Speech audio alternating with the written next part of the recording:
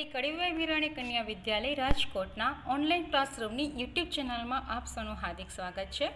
Standard 10 subject science chapter 9 છે heredity and evolution એટલે કે આનુવંશિકતા અને ઉદ્વિકાસના લેક્ચર 1થી આજે આપણે શરૂઆત કરીએ. હવે તમે લોકોને આ સ્લાઇડ ઉપરથી તમે લોકોને ખબર પડી ગઈ હશે કે જે આ ડીએનએ મોડલ બંને બતાવેલા છે. તમે લોકોને ખબર હશે કે ડીએનએ શું છે, કે તમે લોકો 9મા ધોરણમાં થોડુંક સમજી ગયા છો બરાબર. કે ડીએનએ છે એ શું છે તો કે મોડલ એ કે આપણે આનુવંશિક માહિતીઓ છે એનું વહન માટે જવાબદાર છે. તો આનુવંશિકતા શું એ આપણે આ ચેપ્ટરમાં આપણે અહીં સમજવાના છીએ. તો હવે તમે અહીંયા જુઓ, બે પિક્ચર મેં આપ્યા છે બરાબર. અહીંયા આપ્યું છે પાઠ 9 કરીને આપ્યું છે કે આનુવંશિકતા અને ઉદ્વિકાસ, કે જે આપણી નવી ટેક્સ્ટ બુક છે એ પાઠ આપણે સમજવાનો છે. અને આપણી જે જૂની ટેક્સ્ટ હતી એ બુકની અંદર આ જ પાઠનું નામ હતું આનુવંશિકતા અને ઉત્ક્રાંતિ, એવું નામ હતું. તો ઉત્ક્રાંતિ અને ઉદ્વિકાસ એ બંને સમજીએ તો એક જ કહી શકાય પેરેલલ ચાલતી ક્રિયાઓ છે કે જેના વિશે આ ચેપ્ટરમાં આપણે પાછળ જોઈશું. અત્યારે તમે લોકોને વાત એટલા માટે મેં બે ચેપ્ટર સાથે રાખ્યા કે અમુક પોઈન્ટ છે એ તમારી જૂની ટેક્સ્ટમાં છે, પછી નવી ટેક્સ્ટ બુકમાં એ મિક્સ કરીને આપેલું છે. તો તમે લોકોને અહીંયા સરળતાથી છૂટા પડી જાય એવા અહીંયા આપેલા છે પોઈન્ટ. તો આ બુકની અંદર પછી 9મું ચેપ્ટર છે આપણી નવી ટેક્સ્ટનું, એના મુદ્દામાં જોઈએ તો કે પ્રજનન દરમિયાન ભિન્નતાનું સંચયન, આનુવંશિકતા, ઉદ્વિકાસ, જાતિ નિર્માણ, ઉદ્વિકાસ અને વર્ગીકરણ, અને ઉદ્વિકાસને પ્રગતિને સમાન ન ગણવું જોઈએ બરાબર. તો આટલા મુદ્દા છે આપણે નવી ટેક્સ્ટ બુકને આધારે ભણવાના છે. સાથે જેટલા બધા અહીંયા મુદ્દા આપેલા છે એ મુદ્દાના પ્રશ્નો પણ મોટાભાગે હું અહીં કવર કરવાની છું. ઓકે, એ સાથે કહેતી જઈશ કે આ જૂની ટેક્સ્ટનો પ્રશ્ન છે અને આ નવી ટેક્સ્ટના પ્રશ્ન છે, સાથે સમજૂતી પણ આપતી જઈશ. ઓકે, તો આપણે હવે અહીંયા જે પિક્ચર છે એ તમે ખાસ તમે જોઈ શકો કે તમે 9મામાં કોષ વિશે ભણી ગયા. આ એનિમલ સેલ છે, પ્રાણી કોષ છે. પ્રાણી કોષમાં તમે જો ન્યુક્લિયસ કરીને આપ્યું છે. આ ન્યુક્લિયસ એટલે કે કોષ કેન્દ્ર છે, એની અંદર આ કોષ કેન્દ્રિકા છે. હવે આ કોષનું જે કોષ કેન્દ્ર છે ને એ અહીંયા આપ્યું છે, સામાન્ય સેલ આપ્યો છે ને એમાં કોષ કેન્દ્ર બતાવેલું છે. અને એક કોષ કેન્દ્ર ન્યુક્લિયસ એટલે કોષ કેન્દ્ર, એમાં જે રંગસૂત્ર દેખાય છે, હવે એમાંનું એક રંગસૂત્ર અહીં તમને લોકોને બતાવેલું છે બરાબર. હવે એ રંગસૂત્ર આવું ક્યારે જોવા મળે કે આવું, તો આ શેપનું માની લો કે તમે લોકોને અહીં આવો શેપ આપેલો છે બરાબર, આ રંગસૂત્રનો. તો આવા રંગસૂત્ર ક્યારે જોવા મળે તો કે જ્યારે કોષ વિભાજન કરતું હોય, સમસૂત્રી વિભાજન કે અર્ધીકરણ. તમે લોકોને મેં 8મા પાઠની અંદર સમજાવ્યું હતું આ બંને વસ્તુ, છતાં તમને યાદ ન આવે કે થોડુંક ઘણું યાદ ન સમજાણું હોય તો તમે લોકો આપણો 8મો પાઠ છે સજીવોમાં પ્રજનન છે, એની અંદર મેં આ વસ્તુને સમજાવી છે કે કોષ વિભાજનમાં શું થાય છે. જ્યારે કોષ વિભાજન કરે ને ત્યારે આવા રંગસૂત્ર છે ટૂંકા અને જાડા બને, અન્યથા એ કોષની અંદર તંતુમય અવસ્થામાં હોય છે. તંતુમય અવસ્થા એટલે કેવી અવસ્થા કે જ્યારે આપણે તમને લોકોને ખ્યાલ હશે કે આપણે મેગી બનાવીએ તેના ગૂંચળામય સ્થિતિ હોય છે, કયો છેડો ક્યાં છે કોઈને ખબર નથી પડતી, આપણે જાણી નથી શકતા. એવી જ રીતે કોષ કેન્દ્રની અંદર આવા રંગસૂત્ર તંતુમય સ્વરૂપે હોય છે, પણ વિભાજનની શરૂઆત થાય છે ત્યારે આ ક્રોમોઝોમ એટલે કે રંગસૂત્ર છે એ આવા ટૂંકા, પહેલાં કેવા હોય છે, આવા લાંબા તંતુમય હોય છે આવા બરાબર, પછી આવા ટૂંકા અને જાડા બને છે. ક્લિયર? તો હવે એનો વચ્ચેનો ભાગ છે ને એને સેન્ટ્રોમિયર કહેવાય, અને બંનેના છેડાના ભાગને શું કહેવામાં આવે છે? ટેલોમિયર કહેવામાં આવે છે. હવે તમે લોકો જુઓ ટેલોમિયરની રચના એકદમ તંતુમય દેખાય, તમે લોકોને તંતુમય રચના બતાવેલી છે બરાબર. તો એ તંતુમય રચના છે એ તમે જુઓ તો એ તંતુમય રચનામાં તમે જોઈ શકો છો કે એક ધીમે ધીમે એ રચનામાં બતાવેલું છે હિસ્ટોન બતાવેલું, પ્રોટીનનું બનેલી રચના છે. હિસ્ટોન છે એક પ્રકારનું પ્રોટીન છે. તો ડીએનએની રચનામાં હિસ્ટોન નામનું પ્રોટીનનો ઉપયોગ થતો હોય છે. હવે એ તમે જુઓ, એ હિસ્ટોનને તમે જુઓ ગૂંચળામય સ્થિતિને હજી બારીકાઈથી તમે જુઓ તો એક અહીંયા લખ્યું છે કે ડીએનએ ઓફ ડબલ હેલિક્સ એટલે કે ડીએનએની ડબલ કુંતલાકાર વલયાકાર રચના. કુંતલાકાર વલયાકાર રચના તમે જોઈ શકો, સાથોસાથ એમાં તમે જુઓ નિસરણીની માફક આ દેખાય છે અહીંયા ગોઠવેલા છે બરાબર. તો તમે જોઈ શકો અહીંયા રેડ ને યલો અને બ્લુ ને બરાબર પેરોટ ગ્રીન એવા કલરના બેઝ પેર લખેલી છે. એટલે શું હોય તમે લોકોને સમજાવું. તો અહીંયા આપ્યું છે કે ટીની સામે એ અહીંયા ટી છે, તમે જુઓ કે ટીની સામે અહીં એ આપેલું છે અને સીની સામે જી આપ્યું. તો ટીની સાથે એ છે ને એ હમણાં કહું છું, એની વચ્ચે 2 બંધની નિશાની છે અને સીની બંને સાથે જી છે, એની સાથે વચ્ચે 3 બંધ છે. એ શું છે તો કે અહીં આ જે આવેલા છે કુંતલાકાર વલયાકાર રચના, ત્યાં એ ડીએનએના જે બેઝ પેર છે એની રચના સીડીની માફક પ્રોટીન છે એ આ રીતના જોડીમાં ગોઠવાયેલા હોય છે. તો દરેકની અંદર આ જ પ્રકારની રચના છે. વનસ્પતિ હોય કે પ્રાણી હોય, દરેકની અંદર જનીન તો એક જ સરખા છે, પણ એનો ગોઠવણીનો ક્રમ છે ને, આ ક્રમ કેવો હશે? અલગ હશે. એટલે હંમેશને માટે ટીની સામે ઓ હોય એ હોય કાં એની સામે ટી હોઈ શકે, અને સીની સામે જી હોય કાં જીની સામે સી હોઈ શકે, પણ એને ગોઠવણીનો જે ક્રમ છે ને બાળકો, એ અલગ અલગ હોવાને કારણે દરેક પ્રકારની વનસ્પતિ, દરેક પ્રકારના પ્રાણીઓમાં એટલી બધી વિવિધતા જોવા મળે છે કે ડીએનએ એના માટે આભારી છે. ઓકે, આગળ આપણે જોઈએ તો અહીં તમે જુઓ, અહીં જ આપ્યું છે કે DNA the molecule of life. કે ડીએનએ છે એ કેવો અણુ છે કે આપણી જે જિંદગી છે કેવી રીતે, તો કે અહીંયા સેલ આપેલો છે, તો સેલની અંદર આ તમે જોઈ શકો એમાં રંગસૂત્ર છે, એ રંગસૂત્ર એટલે ક્રોમોઝોમ બતાવ્યું છે, અને એ ક્રોમોઝોમ એટલે કે તમે જુઓ એની અંદર આવી રીતને બરાબર કે જે આ રંગસૂત્ર છે એ રંગસૂત્રની અંદર આવી રીતે આ જનીન છે, આ જીન બતાવેલું છે. આ જીન એટલે કે એક જનીનની વાત કરી છે, એની અંદર તમે જોઈ શકો છો આવી રીતે આ પેર ગોઠવાયેલી હોય છે. હવે તમે જુઓ એમાં સીની સામે જી છે, ટીની એની સામે ટી કા ટીની સામે એ છે. તો આ એક પછી એક જે આવે છે ને એનો ગોઠવણીનો ક્રમ અલગ અલગ હોય છે. તો આ જે એ ને ટી ને એટલે એ એટલે એડિનિન, ટી એટલે થાઇમિન, સી એટલે સાઇટોસિન અને જી એટલે ગ્વાનિન, એ બેઝના નામ છે જે તમે લોકો 11 સાયન્સની અંદર બાયોલોજી બી ગ્રુપ રાખશો તો એની અંદર આ પાઠ ભણવામાં આવે છે ડિટેલ્સથી. અને આ જે ડીએનએનું મોડલ છે ને એ વર્સન અને ક્રિક નામના વૈજ્ઞાનિકોએ સમજાવ્યું છે ને, એ બધાને નોબેલ પ્રાઇઝ પણ મળેલું છે. એટલે આના ઉપરથી આપણે સમજીએ છીએ કે ડીએનએ છે એ વારસાગત લક્ષણોનું વહન કરે છે, પણ એની રચના કેવી છે એ અહીંયા સમજાવેલી છે. અને આ ડીએનએનો જે ગોઠવણીનો ક્રમ છે ને દરેકની અંદર કેવો છે? અલગ છે. માટે દરેકના લક્ષણો, દરેકનો દેખાવ, દરેકનામાં આપણી લોકોને ખબર હશે કે પૃથ્વી પર કેટલા બધા માનવ સમુદાય છે, મોટો બધો, પણ દરેક માનવ સમુદાયમાં કોઈ એક માણસ પણ ક્યારેય સરખું જોવા મળતું નથી. ઘણા લોકો એવું કહેતા હોય છે કે પૃથ્વી પર આપણા જેવા 5 માણસો હોય, નેવર કદી પણ ના હોઈ શકે. હા, થોડો ઘણો દેખાવ મળતું આવે, પણ ડુપ્લિકેટ એમાં જેવું ક્યારેય પણ ન મળી શકે. એ આપણે આગળ ડિટેલ્સથી આપણે એની ચર્ચા કરીએ. ઓકે, અહીંયા તમે પાછું જુઓ એ જ વસ્તુની મેં વાત કરેલી છે કે આ કોઈ પણ એક લેડીઝનો ફોટો આપેલો છે, એના કોષ જુઓ, એની કોષની અંદર એના ક્રોમોઝોમ છે, એમાંથી તમે જુઓ આ બતાવેલી રચના છે ડીએનએ ડબલ હેલિક્સ એટલે કુંતલાકાર વલયાકાર રચના છે, તમે જોઈ શકો છો. હવે તમે જુઓ એની અંદર કંઈ આપ્યું છે એડિનિન અને ગ્વાનિન, સાઇટોસિન અને થાઇમિન. દરેકની અંદર જે ગોઠવણીનો ક્રમ છે તમને દેખાય છે ને, બ્લુ, યલો, રેડ, બરાબર, ગ્રીન, આ બધા ગોઠવણી છે. એવી રીતે દરેકમાં ગોઠવણીનો ક્રમ કેવો હશે? અલગ અલગ હશે. સેમ એ જ રીતે અહીં આપેલું છે, બરાબર. બાળકની અંદર પણ કેવી રીતે બાળક હોય, કંઈક મોટું પુખ્ત વ્યક્તિ હોય, કે કોઈ પણ પ્રાણી હોય, કોઈ પણ વનસ્પતિ હોય, દરેકની અંદર આ જે ડીએનએની રચનામાં કે જે જનીનો ગોઠવાયેલા છે એનો ક્રમ કેવો હોય છે? અલગ હોય છે. તો જનીનો ડીએનએના બનેલા હોય, ડીએનએ પ્રોટીનના બનેલા હોય, અને પ્રોટીન છે એમિનો એસિડના બનેલા હોય છે. તો 22 પ્રકારના એમિનો એસિડ છે, અને 22 પ્રકારના એમિનો એસિડ ક્યારે, કેવી રીતે ગોઠવણીનો ક્રમ નક્કી થશે એ બધામાં અલગ અલગ હોય છે. પણ જ્યારે યુગ્મનજ ભ્રૂણ ફલિતાંડ બને ને ત્યારે જ નક્કી થાય છે કે કેવી રીતે એની ગોઠવણી થશે. તો તમે વિચારી શકો છો કે કુદરતી ક્રિયા છે એમાં કોઈ નક્કી કરી શકતું નથી, એ આપમેળે થતી આ ક્રિયા છે. ઓકે, હવે આગળ આપણે જોઈએ, શરૂઆત કરીએ કે પ્રજનન કેવી રીતે ભિન્નતા સાથે સંકળાયેલું છે. પ્રજનનની ક્રિયા, ભિન્નતા એટલે અલગતા, આપણે બધામાં અલગ અલગ પણ દેખાવમાં કે લક્ષણોમાં ક્યારે અલગ પડે છે? શા માટે? તો કે બધા સજીવો છે એ લિંગી કે અલિંગી પ્રજનનની ક્રિયા કરે છે, બરાબર. તો બધા સજીવો આપણે 8મા પાઠની અંદર જોઈ ગયા લિંગી અને અલિંગી પ્રજનનની ક્રિયા, રાઈટ. પ્રજનનની ક્રિયા દ્વારા ઉત્પન્ન થતી સંતતિઓને પિતૃને સમાન હોવા છતાં કેટલીક ભિન્નતા દર્શાવે છે. પિતૃઓને સમાન એટલે કે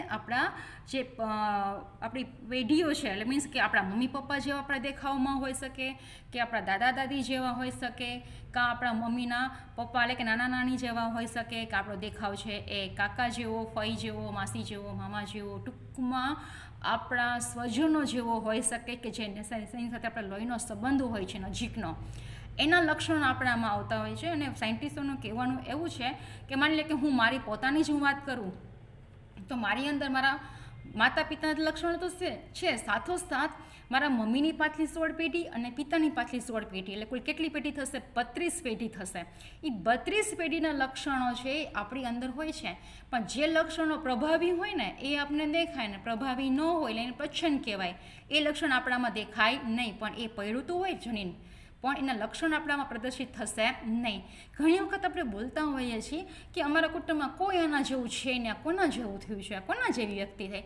કોઈના જેવી નથી. એ આપણા પાછલી પેઢીના જે લક્ષણો છે એ ધીમે ધીમે એક અમુક ક્રમિક પેઢીઓમાં આવતા હોય છે ને, ક્યારેક એ જનીનો એટલા બધા પ્રભાવી બની જાય તો જે તે વ્યક્તિમાં એ લક્ષણ દેખાય છે, બાકીના લક્ષણ દેખાતા નથી.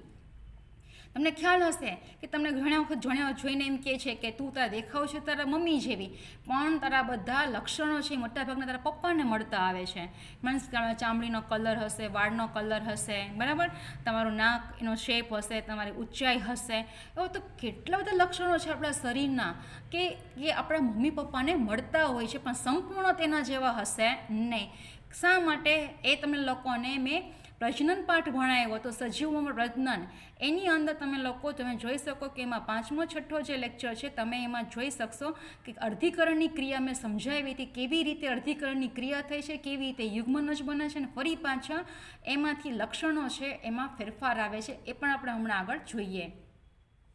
અલિંગી પ્રજનનમાં બધી સંતતિઓ એકબીજા સાથે તેના પિતૃની સાથે સમાનતા ધરાવે છે, છતાં તેનામાં નાની નાની ભિન્નતા જોવા મળે છે. એટલે કે અલિંગી પ્રજનનમાં એવું હોય છે કે એક જ સજીવ દ્વારા એક અથવા તો ઘણા બધા સજીવોની એક સાથે પ્રાપ્તિ થાય છે. એ પણ બધા એના જેવા જ, પણ થોડીક ભિન્નતા પણ એમાં રહેલી હોય છે. ભિન્નતા એટલે જુદાપણું જોવા મળે છે. શેરડીના ખેતરમાં વ્યક્તિગત વનસ્પતિમાં ખૂબ જ ઓછી ભિન્નતા જોવા મળે છે. એટલે એમાં એવું કહેવા માંગે, તમે લોકોને ખ્યાલ કે શેરડીના ઘણા બધા સાંઠા પડ્યા હોય, તમે લોકોએ ઘણી વખત જોયું હશે બજારમાં કે રેકડીમાં, તમે બજારમાં ગયા હો ત્યારે તો ઘણા બધા શેરડીના સાંઠા પડ્યા હોય તો તમને એક જ સરખા લાગે, એમાં તમે ભિન્નતા જોઈ ન શકો. હોય છે ભિન્નતા, કારણ કે શેરડીના દરેક સાંઠાના જે લંબાઈ હોય છે, આંતરગાંઠની લંબાઈ છે એ દરેકમાં કેવી હોય છે? અલગ અલગ હોય છે. શેરડીના ઘણા બધા પ્રકાર હોય છે, ધોળી શેરડી આવે, બ્લેક શેરડી આવે છે, આપણે બધા બોલતા હોય છે, એ તો એની જાતો થઈ, પણ એક જ જાતની અંદર ઘણી બધી ભિન્નતા જોવા મળે છે. તમે અહીં જોઈ શકો છો, અહીં આપ્યું છે કે માનવ સહિત મોટાભાગના લિંગી પ્રજનન દ્વારા ઉત્પન્ન થતા પ્રાણીમાં વ્યક્તિગત સ્તરે અનેક ભિન્નતા દ્રશ્યમાન થાય છે. હવે તમે અહીંયા પિક્ચરની અંદર તમે જુઓ, બધી ટાઈપના વ્યક્તિઓ આપ્યા છે. પૃથ્વી પર 7 ખંડોની આપણે વાત કરીએ છીએ, એમાં અમેરિકા, ઉત્તર, દક્ષિણ, તો ત્યાંની વ્યક્તિઓ કેવી છે તો લોકોને ખબર છે કે એનો દેખાવ કેવો છે, બરાબર. આફ્રિકન લોકો છે એ કેવા હોય છે, અપસી લોકો છે આપણે જેનો વાત કરીએ છીએ, તો એનો દેખાવ કેવો હોય છે. જાપાનીઝ લોકો છે, બરાબર, ચાઇના લોકો, એનો દેખાવ કેવો છે. આપણે આવીએ એશિયા ખંડમાં, બરાબર, તો એશિયા ખંડની વ્યક્તિઓ કેવા હોય છે? તો આ છે બધા માણસ, પણ એ દરેકના દેખાવના અને લક્ષણોમાં વિવિધતા જોવા મળે છે. તો આવું જ વનસ્પતિ અને બીજા પ્રાણીઓમાં પણ જોવા મળે છે. તો આને કહેવાય પ્રજનન સાથે ભિન્નતા કેવી રીતે સંકળાયેલી છે એ સમજાવે. હવે તમે જુઓ, અહીં પ્રશ્ન મેં નંબર નથી આપ્યો, એનો મતલબ કે આ પ્રશ્ન છે જૂની ટેક્સ્ટ બુકને આધારે છે, છતાં પણ પૂછી શકાય. તો દરેક સજીવ ભિન્ન વ્યક્તિત્વ એટલે કે અભિવ્યક્તિ ધરાવે છે. દરેકની વિશિષ્ટતા કેવી હોય છે? અલગ હોય છે. જોઈએ કે જીવંત સજીવો લિંગી કે અલિંગી પદ્ધતિથી પ્રજનન કરે છે, તો આપણે જાણીએ છીએ. આના કારણે સજીવો નવી પેઢીની સંતતિ પેદા કરે છે જે પિતૃ પેઢીને મળતી આવે છે, રાઈટ. હવે જાતિઓની સંતતિ પિતૃને ગાઢ રીતે મળતી હોઈ શકે, પરંતુ સંપૂર્ણ મળતી હોય તેવું ક્યારેય શક્ય બને નહીં. તમે લોકોને હજી એક વખત તમે લીમડાની જે ડાળી હોય એમાં કોઈ પણ એક ડાળીમાં એક તોડજો, એમાં કાંઈ તોડવાની નથી, ખાલી જોજો તમે, તો એમાં સામસામે પાન આવેલા હશે લીમડાના, તો એ બધા પાન તમને દેખાવમાં કેવા લાગશે? સરખા, પણ વાસ્તવમાં સરખા નથી. દરેક લીમડાના પાનની ખાંચાવાળી કિનારી હોય છે, તો એ કિનારીમાં ખાંચાની સંખ્યા દરેક પાનની અંદર કેવી હોય? અલગ હોય. એનો આકાર પણ અલગ હોય.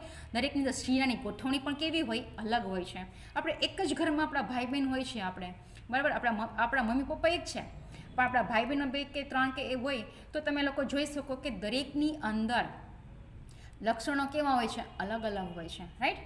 એટલે કે જાતિનું પોતાનું અલગ અને વિશિષ્ટ લક્ષણ ધરાવતું વ્યક્તિત્વ નિર્માણ પામે છે.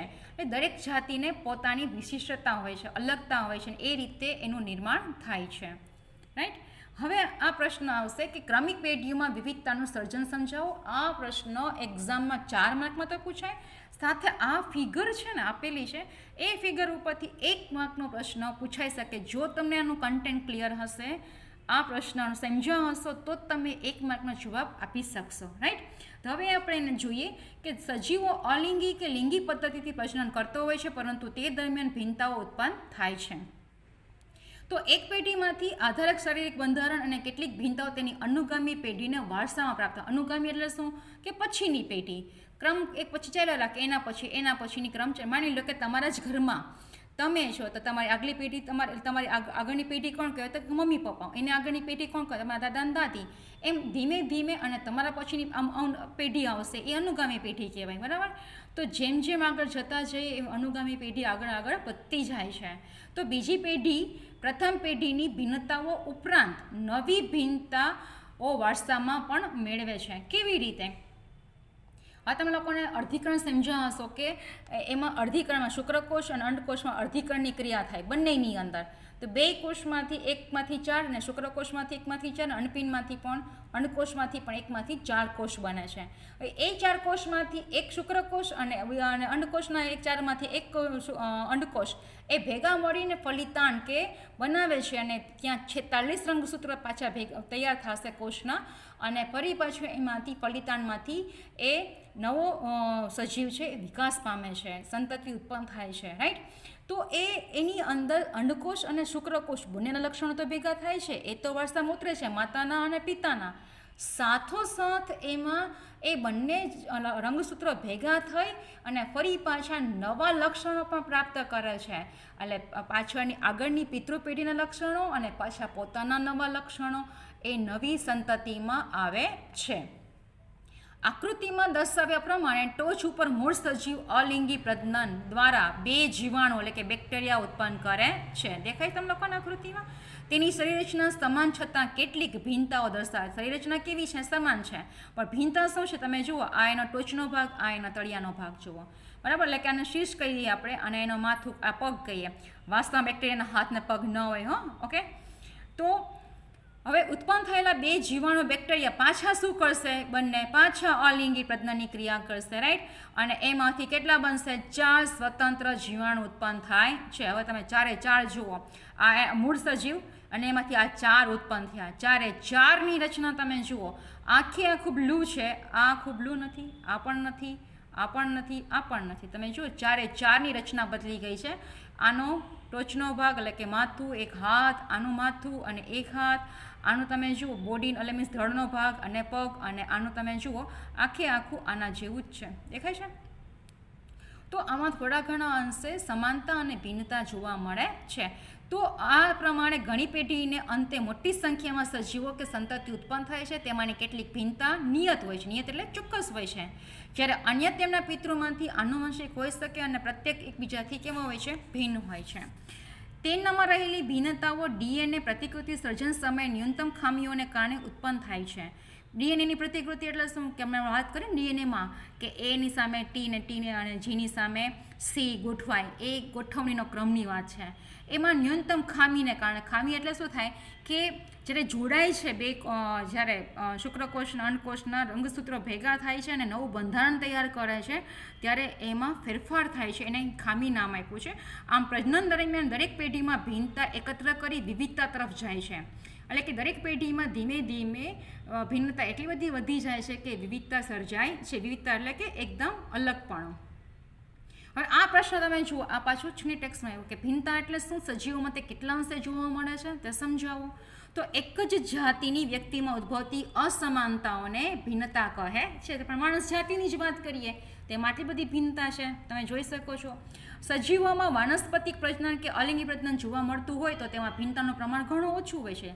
તમે લોકો વાનસ્પતિક પ્રજનનની મેં વાત કરી હતી તમને લોકોને 8મા ચેપ્ટરની અંદર દાબ કલમ અને આરોપણમાં તમે સમજી શકતા હશો.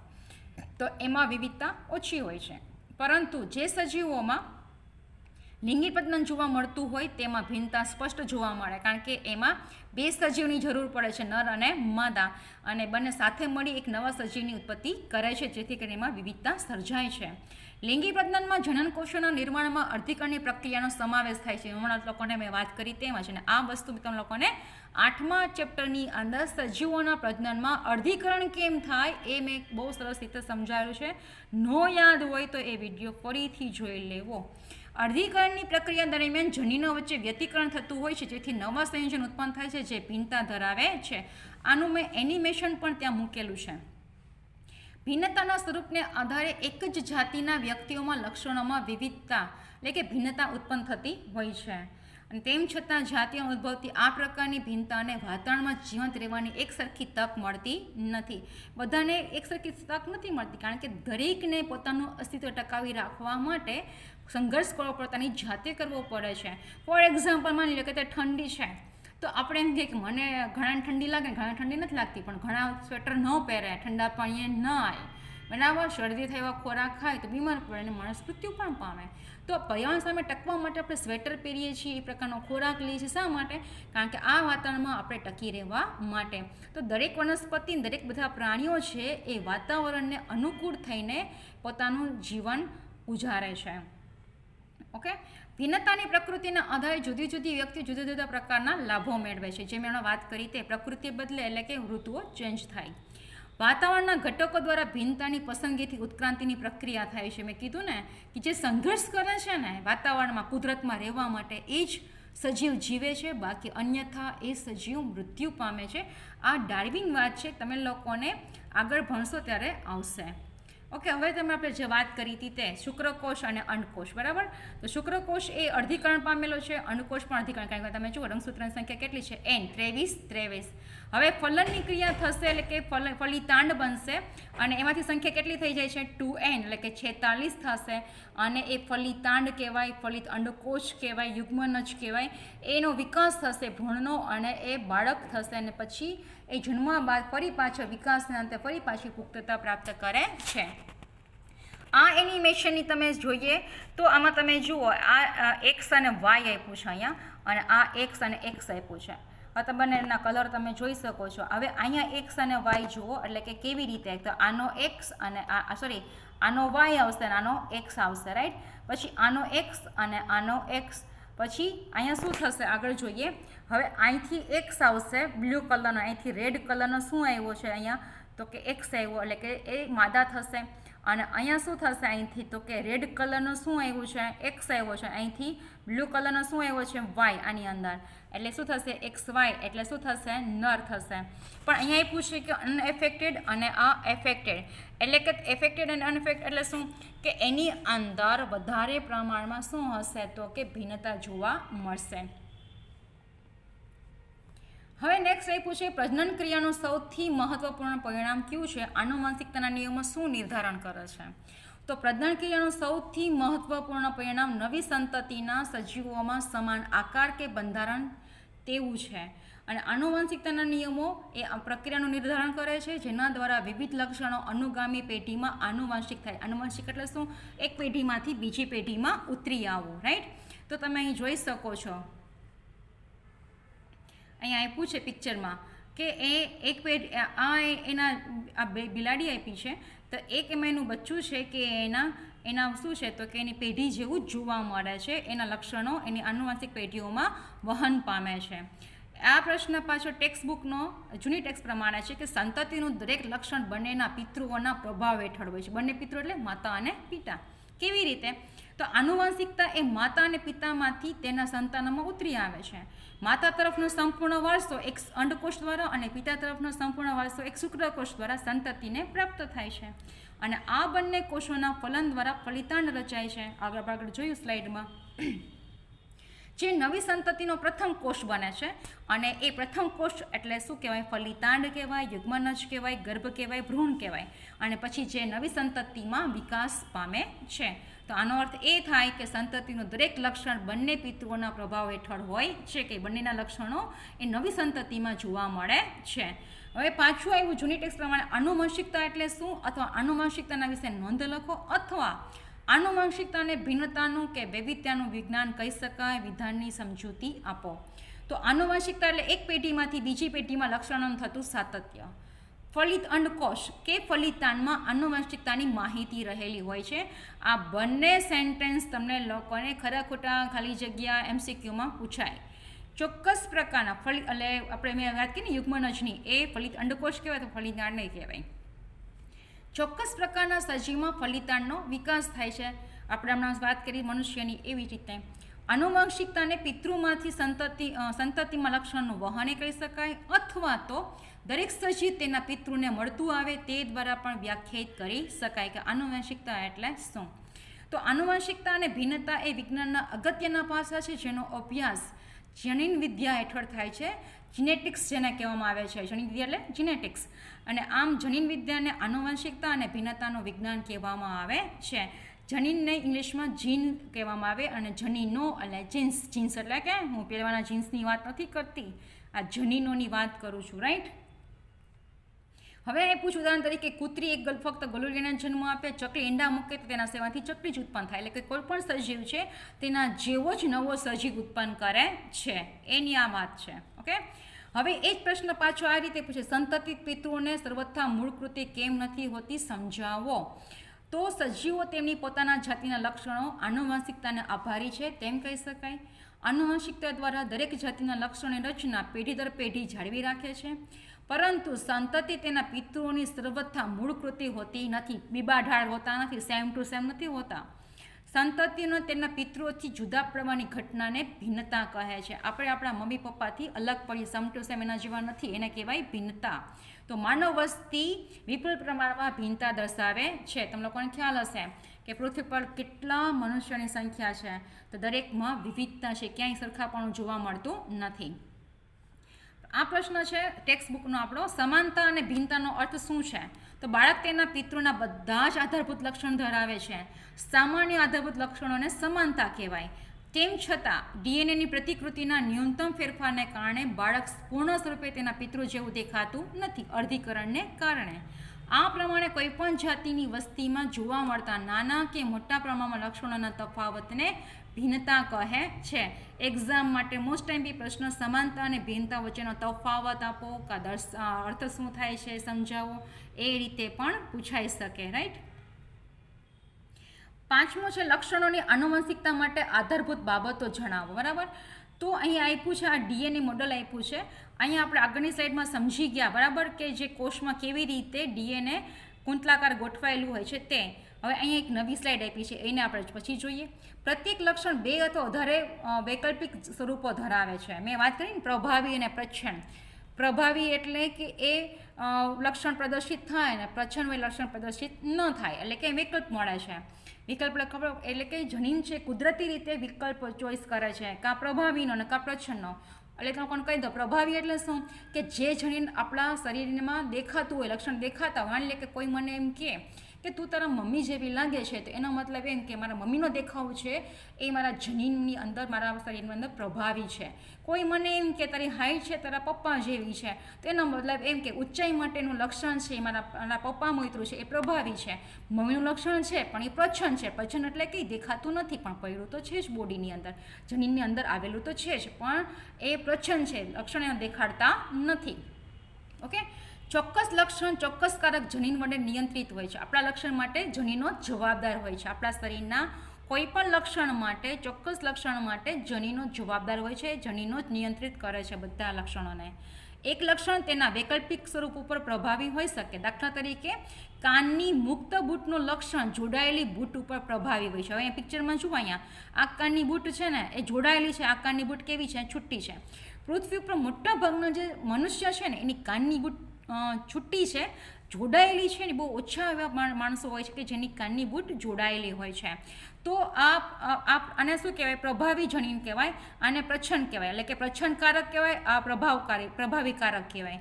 તો આ પ્રભાવીકારકોની વચ્ચે ક્યારેક આવું પ્રચ્છન્ન જનીન પણ જોવા મળે છે. લક્ષણ અભ્યુક્ત થયા વગર પ્રચ્છન્ન રહી શકે. પ્રચ્છન્ન રહી શકે એટલે કે શરીરમાં તો જનીન હોય છે પણ એના લક્ષણો પ્રદર્શિત કરતા નથી, પરંતુ ભવિષ્યની પેઢીમાં તે કોઈ પણ ફેરફાર વગર વ્યક્ત થઈ શકે છે. એમના લોકો વાત કરી હતી ને કે ઘણી વખત આપણે એમ થાય કે આપણા કુટુંબના જેવા કોઈના લક્ષણ નથી, કોઈ વ્યક્તિ નથી, આ કોના જેવું છે. તો એવું કહેવામાં આવે છે કે ક્યારેક એ લક્ષણ પ્રદર્શિત થાય, પ્રચ્છન્ન હોય છે ઘણા પેઢીઓ સુધી, પણ ક્યારેક અમુક પેઢીમાં એ જૂના લક્ષણો છે એ પ્રચ્છન્ન લક્ષણો પ્રભાવિત થઈ જાય છે. તો લક્ષણનું એક વૈકલ્પિક સ્વરૂપ બીજા વૈકલ્પિક સ્વરૂપ કરતાં પ્રમાણમાં વધારે જોવા મળે છે. એટલે કેમ કે છે પ્રભાવી વધારે હોય, પ્રચ્છન્ન ઓછા જોવા મળે. લિંગી પ્રજનન કરતા સજીવોમાં નર અને માદા બંને પિતૃ સરખા પ્રમાણમાં જનનિક એટલે કે આનુવંશિક દ્રવ્યનું સંતતિમાં સ્થળાંતર કરે છે. તેનો અર્થ કે પ્રત્યેક લક્ષણ તેના માતા અને પિતાના ડીએનએથી પ્રભાવિત થાય છે. એટલે અર્ધીકરણની ક્રિયામાં જે શુક્રકોષ અર્ધીકરણ પામેલો એટલે કે 23 અંગસૂત્રવાળો અને અંડકોષ પણ 23 અંગસૂત્ર અર્ધીકરણ પામેલા બે કોષો ભેગા થઈ અને ફલિત અંડકોષ બને છે કે જેને ફલિતાંડ કહેવાય, યુગ્મનજ કહેવાય, ગર્ભ કહેવાય, ભ્રૂણ કહેવાય, જે તે કહેવાય. અને જેથી કરીને માતા પિતાના લક્ષણો છે ડીએનએ એના લક્ષણો ઉતરી આવે છે અને થોડાક પોતાના નવા પોતે પ્રાપ્ત કરે છે. એટલે માટે સજીવ છે એ વિવિધતાવાળો ઉત્પન્ન થાય છે. લાસ્ટ પ્રશ્ન જોઈએ કે સંતાન કે સંતતિમાં દરેક લક્ષણ માટે બે વિકલ્પો શા માટે હોય છે અને આ બે વિકલ્પો પૈકી સંતાન કે સંતતિમાં કયું લક્ષણ જોવા મળે છે? તો મનુષ્યમાં લક્ષણોની આનુવંશિકતાના નિયમ પરથી સાબિત થાય છે, આધાર છે કે માતા અને પિતા બંને પ્રમાણમાં જનનિક આનુવંશિક દ્રવ્ય ડીએનએનું બાળકમાં સ્થળાંતર થાય છે. આપણે સમજ્યા બરાબર? હવે તેનો અર્થ કે દરેક લક્ષણ માતા અને પિતા બંનેના ડીએનએથી પ્રભાવિત હોય છે. આથી આપણે કહી શકીએ કે દરેક લક્ષણ માટે સંતાન કે સંતતિમાં બે વિકલ્પ હોય છે. તમે લખાણ શું કહેવા માંગે છે આપણે જોઈએ ઉદાહરણમાં કે સંતાન અને સંતતિમાં બે વિકલ્પો પૈકી પ્રભાવી લક્ષણ જોવા મળે છે. દાખલા તરીકે બાળકમાં કાનની મુક્ત બૂટનું જનીન માતા અને જોડાયેલી બૂટનું જનીન પિતામાંથી પ્રાપ્ત થાય છે, પરંતુ એટલે કે મેં જે ફલિત અંડકોષ બન્યો ને કે યુગ્મનજ બન્યો તે એની અંદર માતા છે ને એનું જનીન છે ને એ કેવું હતું, કાન સાથે જોડાયેલું, માતાનું આવું હતું અને પિતાનું આવું હતું બરાબર. હવે જેનું બાળક ઉત્પન્ન થયું ને એનું કાનની બૂટ કેવી હતી તો કે આ પિતા જેવું હતું એવું કહેવા માંગે છે. તો જોડાયેલી બૂટનું જનીન છે ને બાળકમાં હોય છે ખરા, પણ એ કેવું છે પ્રચ્છન્ન છે, એના લક્ષણ દેખાડતા નથી એવું અહીં કહેવા માંગે છે. આ બે જે પિક્ચર છે તમે લોકો જોઈ શકો છો, આ એ જ આપણે આગળ મેં જે ચર્ચા કરી હતી કે કેવી રીતે આપણા લક્ષણોમાં વિવિધતા આવે છે એના માટેનું મેં પિક્ચર મૂક્યું છે. તમે લોકો નિરાતે આ પિક્ચરને જોઈ શકો છો. અત્યારે આપણે આગળ વધીએ તો તમે લોકો જુઓ અહીં આપ્યું છે માતા અને પિતા અને એનું બાળક અહીં આપ્યું છે. તો માતાના વાળનો રંગ જુઓ અને પિતાના વાળનો રંગ જુઓ તો બાળકનો વાળનો રંગ કેવો છે અને પિતા જેવો. તો એનો મતલબ એ કે વાળનું લક્ષણ એ બાળકની અંદર છે, જનીન છે, પણ એ કેવું છે પ્રચ્છન્ન છે. હવે તો બાળકના હોઠ તમે જુઓ એના પોળા બ્રોડ લિપ્સ એટલે કે બાળકના હોઠ પણ એના પપ્પા જેવા છે, રાઈટ. તેનો મતલબ એમ કે બાળક માટે એ હોઠનું લક્ષણ છે ને પપ્પા જેવું એટલે કે મીન્સ એ પ્રભાવી ભાઈનું લક્ષણ, જ્યારે એના માતા જેવું હોઠ એના બહેના નહીં. તો એનો મતલબ એમ કે એ માતાના જે હોઠના જે જનીન છે એ બાળકમાં કેવા થયા પ્રચ્છન્ન બન્યા, રાઈટ. પછી આવશે સ્કિનનો કલર. સ્કિનનો કલર એની માતા જેવો બતાવેલો છે બરાબર. તો એનો મતલબ એમ કે એના પિતાનો જે ચામડીના જે સ્કિનનો કલર છે એ બાળકમાં કેવો બન્યો પ્રચ્છન્ન બન્યો, માતાનો કેવો બન્યો પ્રભાવી બન્યો. ડિમ્પલ એટલે કે ગાલમાં જે ખાડા પડે તેની માતાને ગાલમાં ખાડા પડે છે તો બાળકને પણ ગાલમાં ખાડા પડે છે. તો એનો મતલબ કે માતાનું આ લક્ષણ બાળકમાં પ્રભાવી બન્યું, પિતાને એવું લક્ષણ છે પણ નહીં. આઈનો કલર જુઓ, આંખનો કલર, માતાનો આંખનો કલર છે બ્લેક છે અને પિતાનો આંખનો કલર કેવો છે તો કે ભૂરો છે. તો તમે જુઓ બાળકની આંખ કેવી થઈ બ્લેક કલરની થઈ, એનો મતલબ એમ કે બાળકને અંદર માતાનો રંગનું જનીન છે ને એ પ્રભાવી બન્યું, પિતાના આંખનો રંગનું જે જનીન હતું ને એ પ્રચ્છન્ન બન્યું. આ સમજ પડી? તો તમે લોકોને આ એવું એટલા માટે સમજાવવામાં આવે કે જેથી તમે લોકોને ક્લિયર થાય. પાછું અહીંયા આપ્યું છે કાનની બૂટ જોડાયેલી ને છૂટા કાનની બૂટ આપી છે એ છે. પછી તમે જુઓ આ આપ્યું છે ઘણામાં માથાના આગળના ઘણાને એવું હોય છે કે કુટુંબમાં કે મમ્મી પપ્પાને કોઈ પણને કે માથાની આગળના ભાગમાં આવી પીક એટલે કે અણી જોવા મળે છે અને ઘણાના વાળની સપાટી કેવી હોય છે, કપાળ કેવું હોય છે સપાટ હોય છે, મીન્સ અર્ધચંદ્રાકાર હોય છે ને. પછી અહીંયા આપ્યું છે દાઢી. તમે જો દાઢીમાં અહીં ખાડો જોવા મળશે, અહીં દાઢીમાં ખાડો છે નહીં. તો બધાના આવા આપણા ફેસ ઉપરની વાત કરી તે દરેકના નખ હશે, આંગળી હશે બરાબર. તો એ બધાના રંગ કેવા હશે અલગ અલગ હશે, દરેકનો આકાર પણ કેવો હશે અલગ અલગ હશે. સમજ પડી?